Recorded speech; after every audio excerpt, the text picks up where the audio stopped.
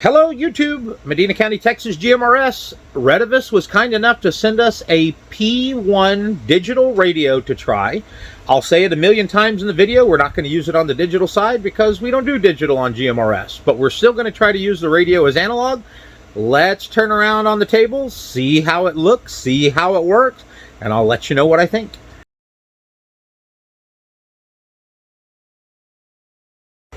All right, everybody, we're going to take a look at the Retevis P1 DMR digital two-way radio. As I mentioned a second ago, we will not be looking at the digital side of this since you can't use digital on GMRS. Retevis offered to send this to me. I wasn't going to say no. It didn't look like a bad radio. So we're going to use it just in analog mode, so we'll talk about it. As you can tell, it looks pretty basic, right? Flat front, got your microphone, got your speaker, push to talk, your soft keys on the side or programmable keys on the side. We'll talk about those in a minute. You've got a 16 channel knob up top. Now I'm going to turn this on, take a listen to this. It takes a while to boot up.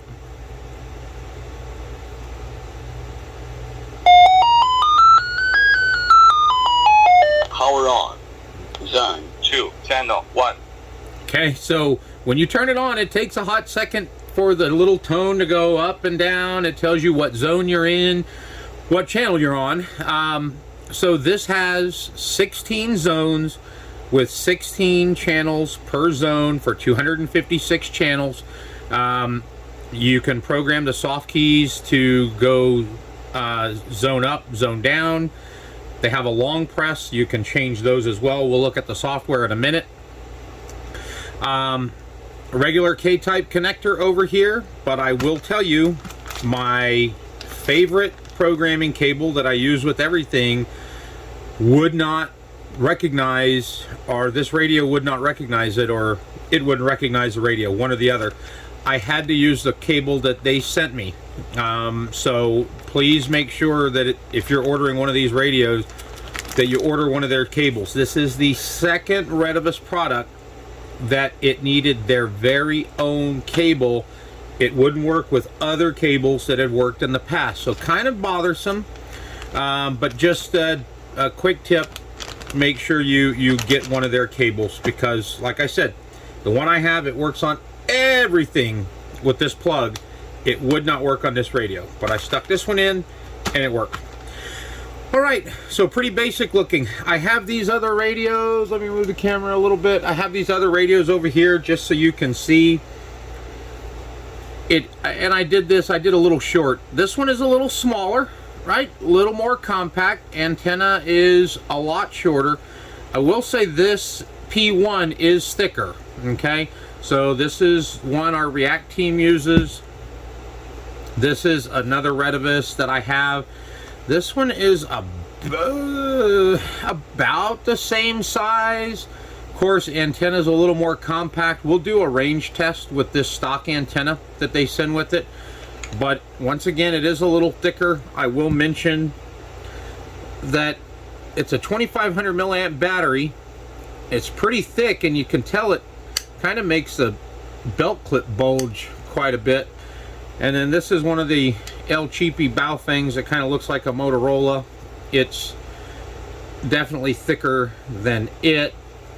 So just wanted to give you those for a comparison. Well, as I knock stuff over here. This is USB-C charging.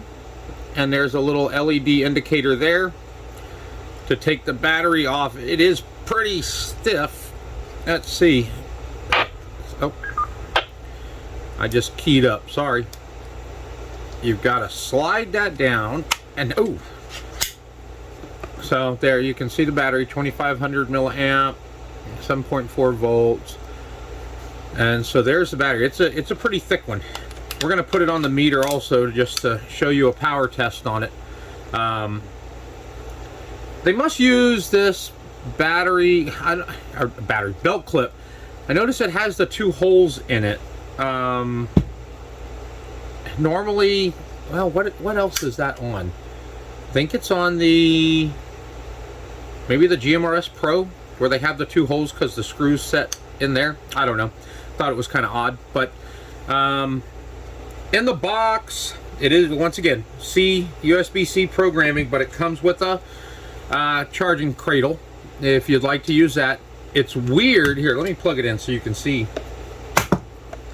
The light the light is recessed way down in the cradle, so sometimes if you gotta like lean over to look in it. So there it is, it's charging. I can't see a red light. You've got to, like, the radio almost covers the whole thing up. I think you can see that. Yeah, there you go.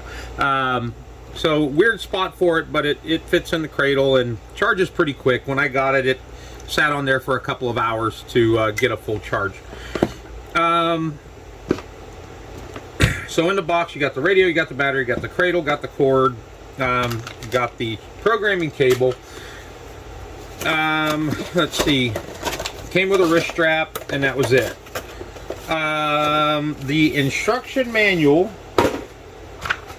it looks massive, but it's in like 18 different languages, so only 21 pages are in English. It gives features of the radio, it gives some of the settings of the radio, but it does not go into how to program for DMR. Alright, once again, we're not messing with it. If that's something you want to do, more power to you. But that is kind of basically what you get in the box. I will say right off the bat, this radio feels really solid. It is compact. Let's stick it on the meter and stick it on the bird and see what we get from it. All right, we got the bird out. Just standard unscrews. Has the male side in there, pretty standard. That is a pretty fat base. I don't know what other antennas might fit in there, but that is a pretty big opening. You'll just have to test some other ones. I do like that antenna though. So I'm just going to test this on high power. Let's see if I got it on there. All right, but you got to listen for it to do its thing. Just turned it back on. Power on. Zone 2, channel 1. Zone 2, channel 1. All right. 2. Oh. 1. We're going to test this out. You can see it there.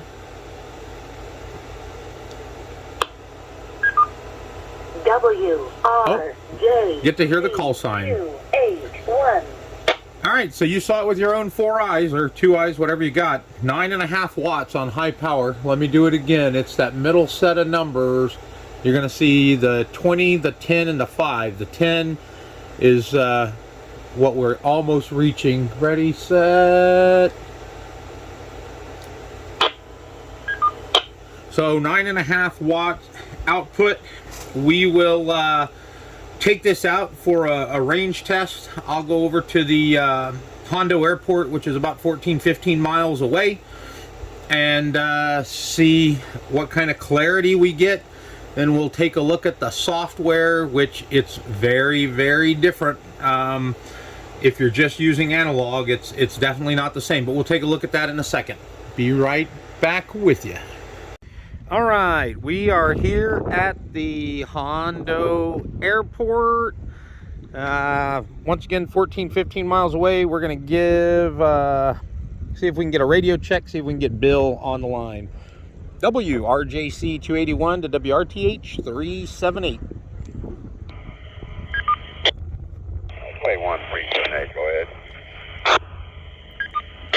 Yes, sir. Just looking for a quick radio check. See how you're hearing this P1 Retevis radio. Inside the station, so you're coming through clear. 10-4, and you are as well. All right, we're about 14 miles away from the repeater over here by the Hondo Airport. So just checking it out. Kind of has a shorter antenna on this radio. You saw it earlier, and just wanted to make sure it performed okay. No, it's perfect. You're coming through 5x5 all the way. All right, man. Appreciate you. Have a good one. WRJC 281. You also, WRTH 378. All right, well, there you go. Even with that shorter antenna, not much more than about 5-6 inches long, it's sounding pretty good. We'll head on back to the shack and wrap it up. All right, we're just going to give you a really quick overview of Retevis's programming software for the P1. This was downloaded from their website. It's version 1.0.3. Once again, this is digital programming software, which I have no interest in using. We're just going to come over here to the menu, and listen, I'm not even doing screen share. I'm just going to hold the camera up so you can kind of see. I'll navigate around. So you have radio information, radio sets, optional functions, zone, memory channel, contacts and RX groups, key function, Vox function, scan information, encryption, one-touch call, lone worker, and emergency. I'm not even going to go into detail into a lot of that. We're just going to do basic, how do you program a radio for analog, or how do you program this radio for analog channels, frequencies, whatever you want to call it. Where did I put my coffee? Oh, it's way over here. Stand by. I thought I put it on the desk, but I got it with me. There's last Christmas's picture. All right, so I'll go into some of it. And just like with any software, you've got to make sure you're on the right COM port. I don't even have the radio hooked up for this. I'm just going to click on these tabs so you can kind of see radio information. It gives you the model, the frequency range, baseband version, so real basic stuff. Radio sets, no idea. It looks like you can give it a radio ID, a radio name, something I won't be using. Optional functions. So this talks about your LED. A lot of stuff in here about sound record, which I know nothing about. I care nothing about. I'm sorry. It gives you an option for max power, or excuse me, it gives you transmit power. You can do 5 watts or 10 watts. You can adjust your mic gain. You have a tone setting and digital settings, which once again, I'm not getting into. I'm just showing you because it has it on there, and this software is different. This talks about your zones, so you can see, and I thought this was weird when I turned the radio on earlier. It said zone 2, but my Dunley channel is programmed in zone 1. So you can add zones as needed, you can delete zones. You have to add a frequency over here and then dump it into the selected side and then write it to the radio, okay? You have memory channels, so this is where you create them. Right, you create your channels. You're going to come back over to this menu, the zone menu. They will be listed here on the available side. You will dump them into the selected zone you want and then upload it to the radio. Let me click out of that. The contacts and receive group list, I have nothing in there because I don't plan to use it. Key functions. All right, so this, I'm moving it over here in hopes that you can see it. Once again, not doing the screen share. Sorry if the camera's wobbly. This talks about you can program the long press time. So this is set at 2 seconds. So if you want the long press, you got to hold it for 2 seconds. My short is power level on the top key. Long press on the top key is to open it up and monitor. The second key is battery level check. And then I have scrambler on the bottom. You're gonna, if you have more than one zone, you're going to want to make sure that one of these is for zone up or zone down. Excuse me. But you have all of these options for the long and short press. You have none, monitor, monitor momentary, power level, scan, Vox. You have compander, scramble, encryption, emergency calling, recording switch, check battery level, zone up, zone down. You can do a repeater / talk around. The TX 1750 hertz, remote monitoring, radio stun, radio activation, one touch calling, 1, 2, 3, 4, 5, lone worker, and interrupt voice. Once again, I have no use for over half of those. Hoping you can see them. Once again, it's just a quick overview. This is a superheterodyne radio. I think I failed to mention that.